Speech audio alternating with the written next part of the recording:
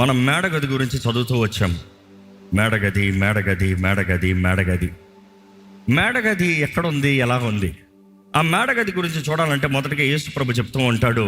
Mark సువార్త 14వ అధ్యాయము 13వ వచనం నుండి చదువుతూ ఉంటే యేసు ప్రభు తన ఇద్దరు శిష్యులతో చెప్తాడు, మీరు వెళ్ళండి, మీరు వెళ్ళి పట్టణంలోకి వెళ్ళినప్పుడు మీరు అక్కడ ఒక మనిషిని కనుగొంటారు. ఏంటంట? నీళ్ళ పాత్రలు తీసుకుని పోతున్న ఒక మనిషి. అతను ఎక్కడికి వెళ్తున్నాడో అతనితో పాటు వెళ్ళి అక్కడ చెప్పండి, బోధకుడు అడుగుతున్నాడు. యజమాని దగ్గర చెప్పాలంట, బోధకుడు అడుగుతున్నాడు, నీ పై గది కావాలి, యువర్ గెస్ట్ రూమ్. ఇంగ్లీష్లో చూస్తే యువర్ గెస్ట్ రూమ్ కావాలి. ఆ గెస్ట్ రూమ్లో నేను నా శిష్యులతో పాటు పస్కాని భుజిస్తానికి, ఆచరిస్తానికి. ఇంకో మాటలో చెప్పాలంటే యేసు ప్రభు గెస్ట్ రూమ్ ఉన్న వ్యక్తి. ఆ రోజుల్లో అందరి దగ్గర గెస్ట్ రూమ్ ఉండదు. ఆ రోజుల్లో అందరికీ గెస్ట్ రూమ్ ఉన్నంత స్తోమత ఉండదు. కానీ ఒక వ్యక్తి దగ్గరికి పంపిస్తున్నాడు. ఆ వ్యక్తి దగ్గర ఒక మేడగది అంట. అది చిన్న మేడగది కాదు, చాలా పెద్దదే. Where Bible also mentions 15th verse చూస్తే, he will show your large upper room. ఆయన పెద్ద మేడగదిని చూపిస్తాడు.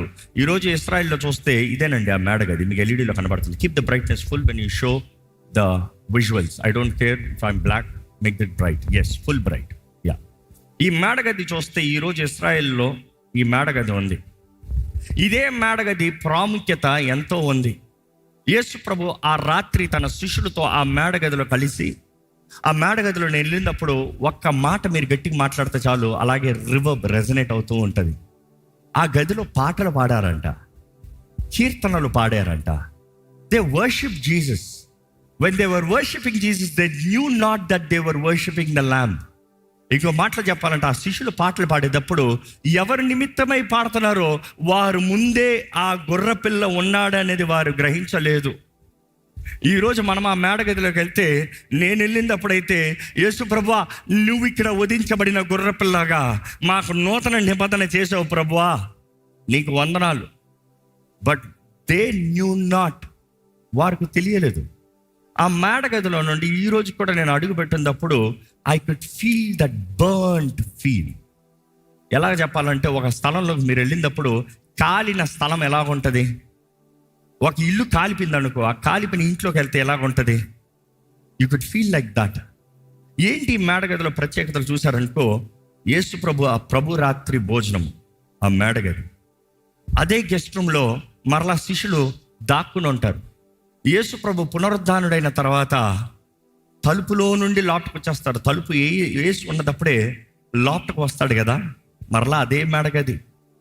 మళ్ళీ అదే సమయంలో ఆయన పునరుద్ధానుడు అయిన తర్వాత, ఆయన ఎత్తబడిన తర్వాత, శిష్యులందరి ముందు గుడ్ బై చెప్పిన తర్వాత, ఈరోజు భాషలో చెప్పాలంటే సీ యు లేటర్, నేను తిరిగి వస్తున్నా చెప్పిన తర్వాత, వెళ్ళి మీరు యెరూషలేములో వేచి ఉండండి అన్నదప్పుడు మరలా వారు అదే మేడగది.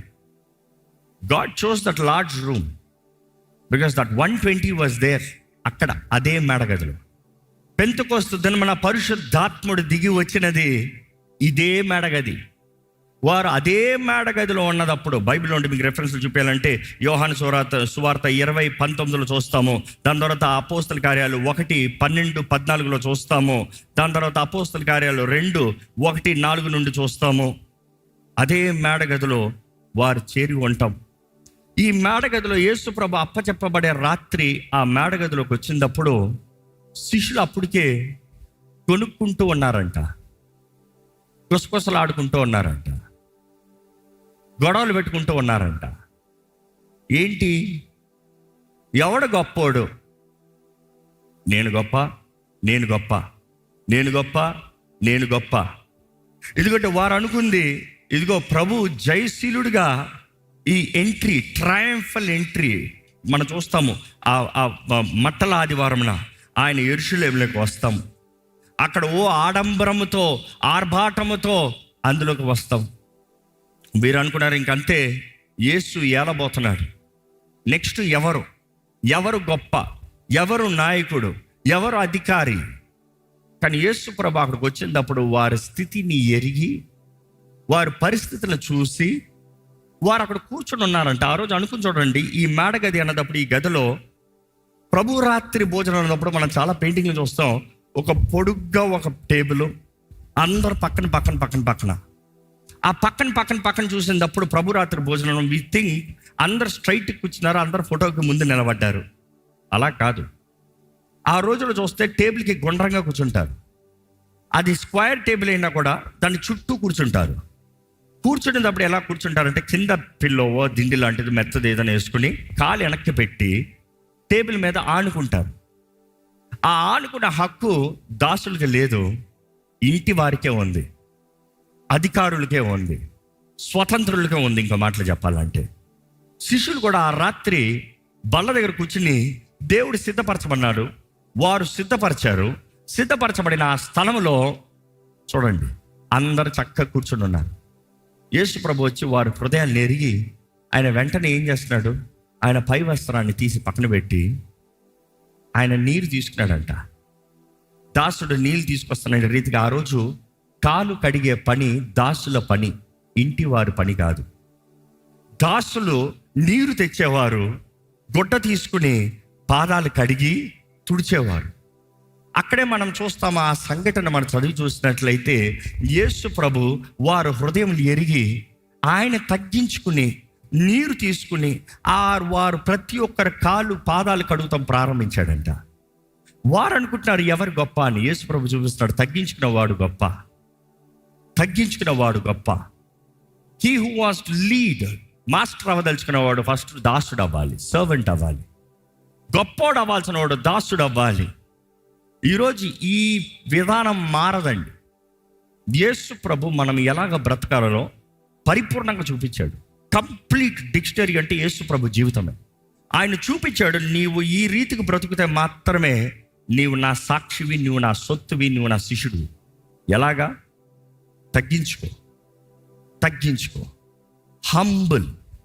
ఈరోజు మనం పరీక్షించుకోవాలి. క్రీస్తు మన కొరకు మరణించాడు అన్నప్పుడు ఆయన మన కొరకు అన్ని విషయంలో తగ్గించుకున్నాడు. మన జీవితంలో తగ్గింపు ఉందా? యేసు దగ్గర నుండి నేర్చుకోవాలంటే ఆయన తగ్గించుకున్నాడు, కానీ హీ నెవర్ లాస్ట్ హిస్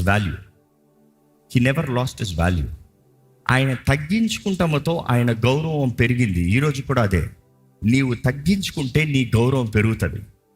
నీవు తగ్గించుకుంటే మనుషుడు నన్ను చిన్న చూపు చూస్తారనుకోవడానికి కాదు. A man with power, a man with efficiency, a man with talent, when you humble, అక్కడ ఘనత వస్తుంది.